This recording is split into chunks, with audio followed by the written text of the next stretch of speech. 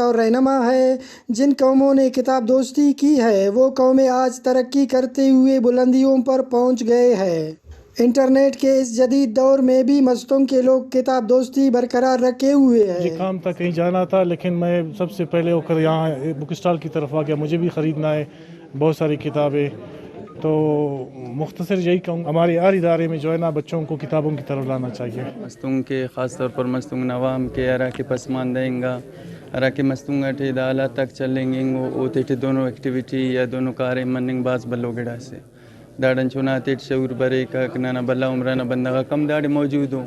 Today we are gathered here at bookstall and we can see everybody is present here and we have a lot of the books here and we can buy them with discount and I bought such kind of amazing books like Psychology of Money.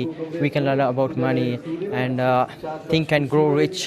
So here I feel ecstatic because everyone is buying book and usually our civilians and citizens of the Mastungi people like time waste کرتے ہیں social medias پر اور کہیں پر، تو ہم لوگ اس یہاں پر social media پر جو ہے نا ویسٹ کرنے سے بہتر ہے کہ ہم لوگ یہاں پر آ کے کتابیں پڑھیں اور اپنے مستقبل اور علاقے کا نام روشن کریں، چونکہ ہمارے مستنگ کے جو عوام ہے ان میں یہ پایا جاتا ہے کہ یہ جو ہے نا کتابوں میں ماشاءاللہ سے بہت انٹرسٹ لیتے ہیں۔ تاریخی شہر مستنگ ہمیشہ غان علم و ادب اور سیاست نہ گہوارہ مسنے مچن اور کتاب میلہ مننگ اٹیے اور مخلوق اٹی شعور اور آگئی تالان کننگ کے دا لائبریری سارا ما لائبریری نا غالباً دا ابلی کو قدمے نن مون مستی من دا امید کے نا کہ دا راؤنا تسلسل ہے، دا تسلسل ترے مون مستی بجات خے تاکہ برو کا نسل